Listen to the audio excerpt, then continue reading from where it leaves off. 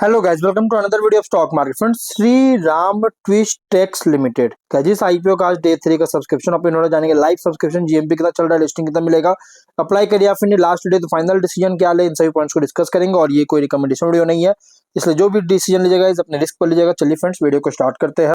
तो guys, IPO जो है 23 फेब ओपन हुआ था और 25 फेब आज के दिन क्लोज किया जा रहा है।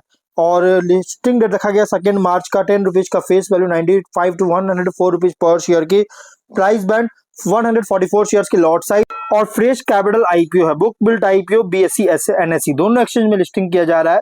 110 करोड़ का इशू साइज, 1.06 करोड़ शेयर्स का इशू किया गया है। अलॉटमेंट डेट 26 फेब का। 27 को रिफंड्स रिलीज किया जाएगा, शेयर्स डीमैट अकाउंट में क्रेडिट होगा। और ऑफर जो दिया गया है क्यूआईबी 75% का, big HNI 10, small HNI 5, retail में 10% ऑफर दी गई है।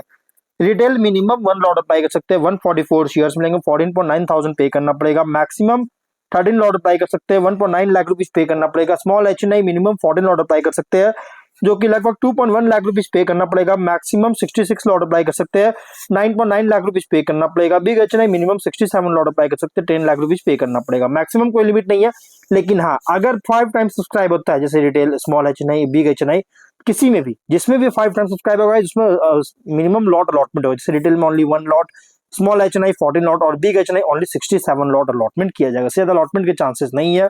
अगर हम इसके सब्सक्रिप्शन स्टेटस की बात करेंगे तो गाइस, कंपनी में क्यूआईबी से बिल्कुल सब्सक्राइब नहीं हुआ, ओनली 2000 शेयर्स बीट किया, जो कि लगभग 2 लाख का बहुत ही लो सब्सक्राइब है। लेकिन हाँ, बिग एचएनआई 77% सब्सक्राइब है, जो कि 8.1 लाख शेयर्स बीट किया, 8.4 करोड़ का। स्मॉल एचएनआई 85% सब्सक्राइब है, 4.5 लाख शेयर्स का बीट किया, 4.7 करोड़ का। रिटेल में 80% सब्सक्राइब है, 8.4 लाख शेयर्स का बीट किया, 8.8 करोड़ का। मतलब गाइस, क्यूआईबी बिल्कुल सब्सक्राइब नहीं हुआ, बाकी एचएनआई और रिटेल में बहुत ही लो सब्सक्राइब है। टोटल हुआ 20% सब्सक्रिप्शन, 21.1 लाख शेयर्स का बीट किया, 22 करोड़ का। जो कि गाइस, कंपनी बहुत ही लो सब्सक्राइब देखने को मिल रहा है। डे 1, डे 2 डे सब्सक्रिप्शन बहुत ही लो देखने को मिल रही है। अगर हम जीएमपी की बात करें तो 9.5 रुपीज का जीएमपी ट्रेड कर रहा है, 9.1% का लिस्टिंग एक्सपेक्ट कर सकते हैं। 113.5 रुपीज का एस्टिमेटेड लिस्टिंग प्राइस, 1368 रुपीज का प्रॉफिट, एस्टिमेटेड प्रॉफिट आपको सिंगल लॉट पर मिल सकता है। तो गाइस, अगर हम बात करें बिजनेस को लेकर, तो बिजनेस में मैं ज्यादा कुछ बात नहीं करूंगा, क्योंकि ऑलरेडी मैंने वीडियो बना रखा है। लेकिन मैं फिर भी बता देता हूँ, कॉटन यॉन्स का, जो कि अलग अलग काउंट्स और वेराइटीज में मैन्युफैक्चरिंग और मार्केटिंग में जो है सो इंगेज है।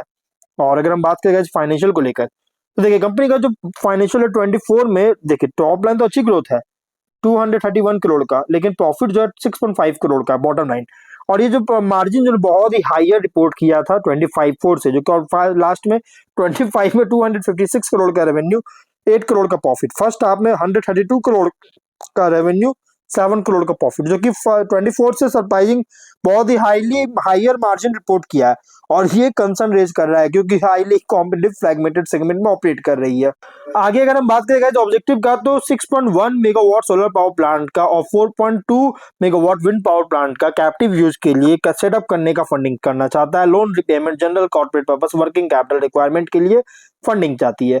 रेशियोज, आरओ इसी 10.7, RO NW 9, RO PAT 5.3, EBITDA margin 12.9% का, डेट टू इक्विटी 0.7 टाइम का, पीबी है 4.1, पी रेशियो 38.2 टाइम का, promoter holding ratio 47.1%, market cap 415.7 crore के अराउंड किया जा रहा है, मार्केट कैप होगा कंपनी का। अगर हम बात करें इस कंपनी के ओवरऑल बात करते, देखिए कंपनी जो ना प्राइसमेंट जो रखा गया बहुत ही, मतलब कि आईपीओ जो प्राइसमेंट था ओवरली से भी बहुत ज्यादा प्राइस रखी गई है। आईपीओ का जो प्राइसमेंट है बहुत ही ज्यादा स्तर तक प्राइस रखा गया, बहुत ही मैक्सिमम प्राइस रखी गई है।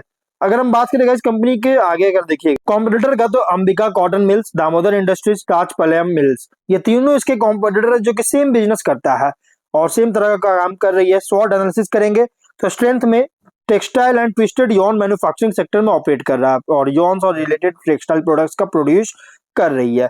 यॉन मैन्युफैक्चरिंग जो कि कोर इनपुट है डाउनस्ट्रीम टेक्सटाइल, एप्पल और होम टेक्सटाइल इंडस्ट्रीज के लिए, जो कि स्टेडी डिमांड सपोर्ट कर रही है। और प्रोडक्ट जो ऑफर कर रहा है इसमें इंक्लूड है कॉटन ब्लेंडेड यॉन्स का।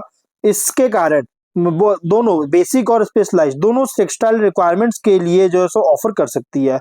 और डोमेस्टिक प्रोडक्शन जो कि सपोर्ट कर रहा है सप्लाई चेन लोकलाइजेशन और इंपोर्टेड टेक्सटाइल इंटरमीडिएट्स पर जो डिपेंडेंस है उसको रिड्यूस करती है। पोटेंशियल है कंपनी डोमेस्टिक टेक्सटाइल मिल्स और गारमेंट मैन्युफैक्चरर्स को सर्व करने का, जिससे रेवेन्यू बेस को डाइवर्सिफाई कर रही है।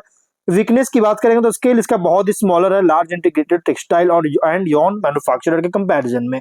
प्रॉफिटेबिलिटी भी सेंसिटिव है रॉ मटेरियल प्राइस वोलेटिलिटी के लेकर, जिसमें स्पेशली कॉटन पॉलीमर फीडस्टॉक के कारण और वर्किंग कैपिटल इंटेंसिव बहुत ज्यादा है टेक्सटाइल बायर से यॉन स्टॉक्स का इन्वेंट्री और रिसीवेबल्स होने के कारण। ब्रांड रिकॉग्निशन भी लिमिटेड है एस्टैब्लिश नेशनल प्लेयर्स से रिलेट करें तो टेक्सटाइल सेक्टर में।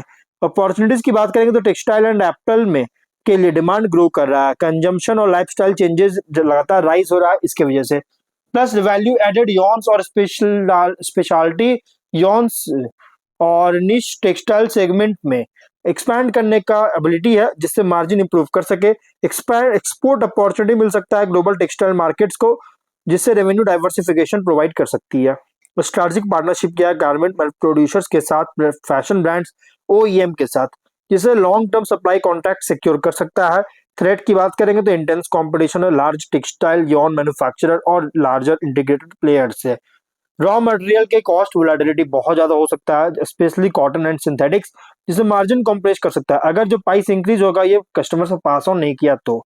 इकोनॉमिक स्लो डाउन अगर होता है टेक्सटाइल एपरल मार्केट में तो यॉन प्रोडक्ट्स के लिए डिमांड को रिड्यूस कर सकता है। Regulatory environmental and compliance requirements बहुत ज्यादा रिलेटेड है टेक्सटाइल मैन्युफैक्चरिंग में, जिससे कॉस्ट इंक्रीज कर सकती है। पीयर कॉन्टेक्स्ट अगर करेंगे तो लार्ज टेक्सटाइल यॉन मैन्युफैक्चरर के कंपैरिजन में जो श्रीराम ट्विस्टेक है ये बहुत ही स्मॉलर है, लेकिन हाँ स्पेशलाइज सबसे ज्यादा मोर स्पेशलाइज्ड है। कॉम्पिटिटिव पोजीशन डिपेंड करता है product quality, cost, efficiency, delivery, reliability पर। स्केल पर कम्पीट नहीं कर सकता है लार्ज कंपनी से। मिड टीयर में अगर बात करेंगे तो pricing, product consistency, customer relationship पर कम्पीट करता है। सक्सेस भी हिंज करता है मतलब डिपेंड करता है कंसिस्टेंट एग्जीक्यूशन, मार्केट पेनिट्रेशन पर। इन्वेस्टर के लिए आईपीओ रिप्रेजेंट करा टेक्सटाइल मैन्युफैक्चरिंग प्ले टाइड है ब्रॉडर एपरल टेक्सटाइल डिमांड पर। ग्रोथ पोटेंशियल तभी होगा जब raw material cost management, execution capability, competitive positioning अगर खुद को करेगा क्राउडेड इंडस्ट्री में तब, क्योंकि ये जो इंडस्ट्री है ना, ये सेक्टर है, ये क्राउडेड इंडस्ट्री है, क्राउडेड सेक्टर है इसलिए। और देखिए कंपनी जो है ना ये बहुत ही रिस्की आईपीओ, इसलिए प्राइसी एंड डाइसी आईपीओ है, इसलिए जो भी फाइनल डिसीजन लीजिएगा अपने रिस्क पे लीजिएगा। ये कोई रिकमेंडेशन वीडियो नहीं, तो मिलते हैं नेक्स्ट वीडियो में। Till then bye bye.